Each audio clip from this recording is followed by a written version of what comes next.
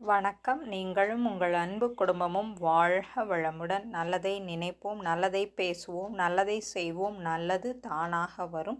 இன்றைய தலைப்பு தனி குடும்பம், கூட்டு குடும்பத்தில் உள்ள நிறை குறைகள்.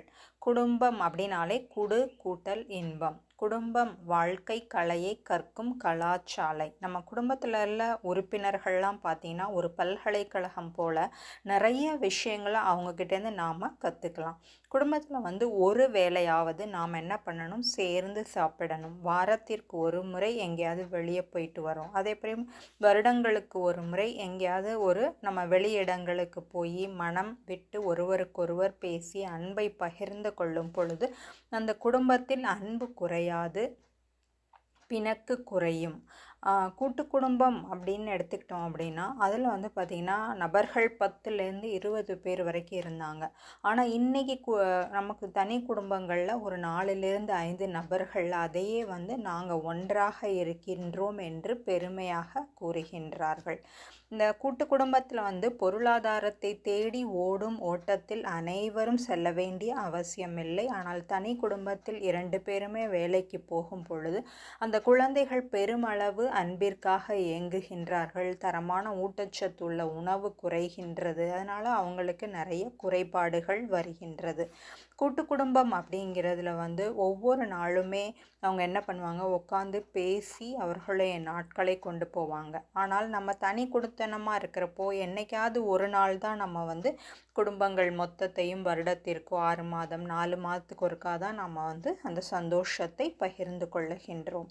கூட்டு குடும்பத்தில் சகிப்புத்தன்மை விட்டு கொடுத்தல் நிறைய இயல்பாக இருக்கும். அங்கே குறையும் பொழுது அந்த பெரியவர்கள் அவர்களை அழகாக வழி நடத்துவார்கள். தனி குடும்பத்தில் இதற்கான வாய்ப்பு ரொம்ப குறைகின்றது. மன அழுத்தம் விளைவு பல துன்பங்கள். கூட்டு குடும்பத்தில் பார்த்திங்கன்னா மக்களுக்கிடையே அந்த சுதந்திரம் கெடும். இது உண்மைதான். ஏன்னா நிறையா பேர் இருக்கும் பொழுது. ஆனால் வேலைப்பழு குறையும். ஏன்னா ஒருவருக்கொருவர் பங்கிட்டு செய்யும் பொழுது. தனி குடும்பம் அப்படிங்கும்போது சுதந்திரமாக இருக்கின்ற ஒரு உணர்வு ஏற்படும். ஆனால் வேலை பார்த்திங்கன்னா ஒரு நபருக்கோ 2 நபருக்கோ அதிகம் ஏற்படும். அதை சுமை அவங்களுக்கு ரொம்ப துன்பத்தை கொடுக்கும். கூடி வாழ்ந்தால் கோடி நன்மை என்று கூட்டு குடும்பத்தை அனுபவித்தார்கள். ஆனால் இன்று தனி குடும்பத்திலோ கூடி வாழ்ந்தால் அச்சோ மிகவும் கஷ்டம் என்று சொல்லிவிட்டு துன்பத்தை அனுபவிக்கின்றார்கள். உட்கார்ந்து கூட்டு குடும்பத்தில் நிறைய பேசுவாங்க. மனதில் உள்ள நிறை குறைகளை பகிர்ந்து கொள்ளுவார்கள். மனதுக்கு அமைதி கிடைக்கும். ஆனால் இன்றைக்கி தனி குடும்பத்தில் பார்த்திங்கன்னா பேசுகிறதுக்கு நேரம் இல்லை. உள்ளேயே வச்சு இன்று மருத்துவர்களிடம் மனநல ஆலோசகர்களிடம் தங்களுடைய நிறை குறைகளை கூறுகின்றார்கள். கூட்டு குடும்பத்தில் குழந்தைகள் வளர்ப்பதில் பெரிய கஷ்டம் இருக்காது. ஆனால் தனி குடும்பத்தில் ரொம்ப திணற மாதிரி ஒரு சூழ்நிலை ஆகிறது. எந்த விசேஷம் நல்லது கெட்டது கூட்டு குடும்பத்தில் சேர்ந்து போவாங்க. அது ஒரு பெரிய மதிப்பையும் மரியாதையும் கொடுக்கும். தனியாக இருக்கும்போது பார்த்திங்கன்னா இன்றைக்கி ரொம்ப குறைஞ்சிருச்சு. உறவுகளை பற்றி ஏதாவது கேட்டால் கூட தெரியாது. அவங்க என்கிட்ட சொல்லிட்டு வர்றாங்களா போகிறாங்களாங்கன்னு மனக்குறை வேறு.